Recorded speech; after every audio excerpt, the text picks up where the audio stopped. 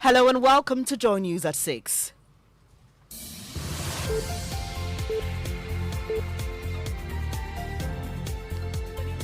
Joy 99.7 and hits 103.9 FM in Accra, live in Kumasi on Love 99.5 FM, on Facebook live stream and over 30 affiliates across Ghana's 16 regions, including Max FM Takrade. Go digital on Spotify and the myjoyonline.com app.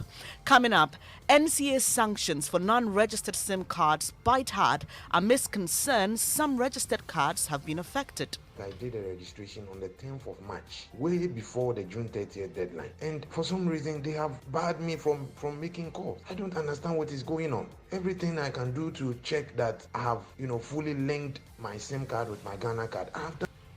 Details in a moment. Also, police launch murder investigations after a 32-year-old newly wedded woman was found in her new home with a slit throat. Dead body carry like I can't talk much. It's serious. Also, DCE for Elembele demands the arrest and prosecution of owners of missing excavators, insisting they cannot be left off the hook given the extent of destruction caused to the environment. In business, Ghana's enhanced domestic program ready for IMF negotiations as Finance Ministry rejects accusations of feet dragging for fund support. We have more on the Joy Business Report. And later, makes me very emotional. Well, she's just always been there for us. It's almost like you want to cry. It is really sad. President Akufo-Addo directs that all official flags fly half-mast for 7 days starting today after head of the Commonwealth and the UK's Queen Elizabeth passed at 96. The death of Her Majesty the Queen is a huge shock to the nation. Today the crown passes to our new monarch, our new head of state, His Majesty King Charles III. We bring you a special report about the Queen's Ghanaian legacy. These and more here on the news at 6 with me, Bernice Abu-Baidoo Lansah. Thanks for choosing us. Joy News, independent, fearless and credible.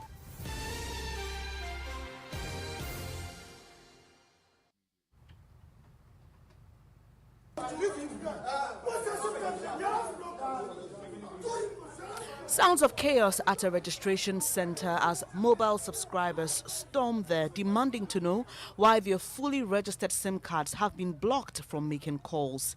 Since Monday, the NCA has been rolling punitive measures for SIM cards that have not been fully registered in an effort to force owners to register ahead of the September 30 deadline.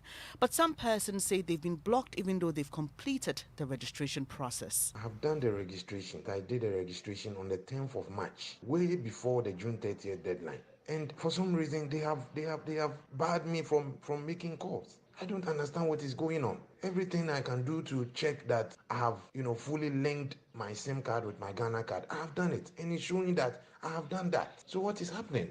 MTN must be able to explain to me why I am unable to make calls. I sincerely do not see the logic in what the NCA or the telcos are doing. I remember a team came to my office. There were a whole lot of us who wanted to register our numbers. So they came and registered all of us. And so I'm surprised to wake up this morning and I'm unable to make calls. I dashed to their office this afternoon and I'm told it's a technical problem and that perhaps when the team came to take our information, they did not synchronize it with their system.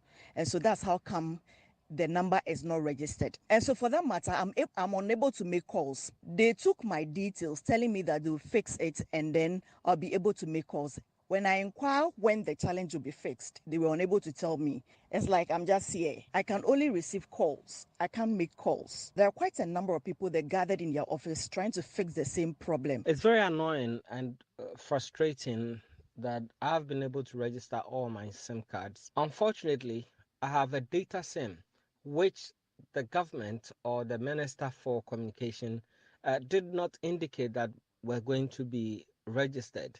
In fact, they said it wasn't going to be registered until the second extension day. She announced that we had to register that, and that's coming too late in the day. So I tried.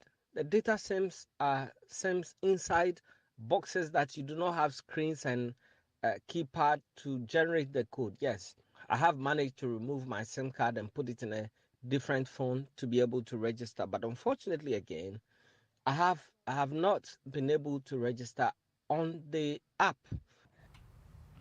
Well, other customers who are trying to finish the SIM re-registration process have been sharing their frustrations with us. Charlie. I'm very mad, seriously. I'm among the first people who registered. For over 2 years now, my card is not being validated. I've been going up and down. When you go to this office, they say go here, go there. And right now, you've blocked me from getting access. Why? Why should that happen? The foundation is not good. The foundation of Ghana card is not good. It's not that people don't want to register, but then we don't get access to it. My brothers are not having theirs. So how can they link the Ghana card to their SIM card? You see, it doesn't make sense in Ghana here. One person will just decide for us what to do, which doesn't make sense. Ghana card. What about Tashi? Ni money if you register. Now what is she? Some frustrated customers there. Well, neither the NCA or the telcos have been available for comment on technical support in addressing these challenges. We'll pass that information to you once we are able to access. But this morning, the Super Morning Show is putting a major spotlight on the situation, which has left many frustrated. Away from that, police in Accra are investigating what they say is a possible case of murder after a 32-year-old newly wedded woman was found dead in her new home at Abeka. Family sources say she only got married last week and she was found in the early hours of Wednesday lying in a pool of blood with a slit throat. Michael Asheli has more. Angry family members and residents of Abeka at the police morgue here in Accra. They are here to prevent the mortal remains of their sister and friend Monira Tomorrow from being buried.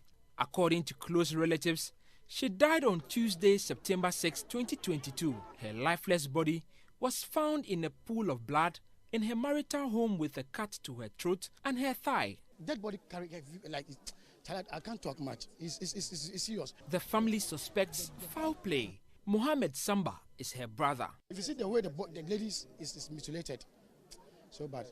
I had a call around 9 o'clock p.m. that my sister has been stabbed. She was killed in a room, dragged into a different room in a compound house. So the body was found in the rival's room, actually. The way she died wasn't natural, and yet we need to know how she was murdered or killed. That's it. For you to live in a society where even if you are beating your son in a room, your neighbor will hear it. So someone to be murdered or killed in that manner and dragged into a different room, and nobody tells us anything, and you want us to be buried just immediately after she was. Charlie, we need to sit down properly, look into what went into the killing. Monira too had been married for less than 2 weeks. She went into the marriage as the second wife.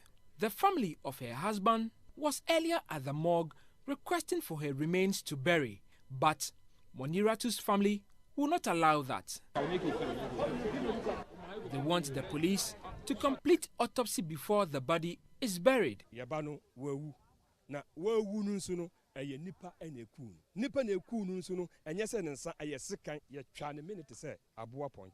For Joy News, Michael Ashale. Now, the DCE for Elembele, Kwesi Bonzo, is demanding the arrest and prosecution of owners of the excavators which went missing after they were impounded for being used in an illegal mining activity. The DCE in the past few days has come under a barrage of accusations following the disappearance of the two excavators. And now, Makes me very emotional. Well, she's just always been there for us. She's been lovely. We've always known her always in our lives. I didn't think I'd feel so sad personally. sounds of some grieving Londoners, most of whom are still in shock about the passing of Queen Elizabeth II. The UK's longest reigning monarch died yesterday at Balmoral in Scotland, aged 96. UK media reports key members of the royal family were at her side when she died. Prince Charles automatically ascends the throne with the passing of the Queen. UK Prime Minister Liz Truss, in an address to the nation, urged the British people to rally around her successor, King Charles III. We are all devastated by the news that we have just heard from Balmoral. The death of Her Majesty the Queen is a huge shock to the nation and to the world. Earlier this week, at 96, she remained determined to carry out her duties as she appointed me as her 15th Prime Minister. But Queen Elizabeth II leaves a great legacy. Today, the crown passes to our new monarch, our new head of state, His Majesty King Charles III. With the King's family, we mourn the loss of his mother, and as we mourn, we must come together as a people to support him.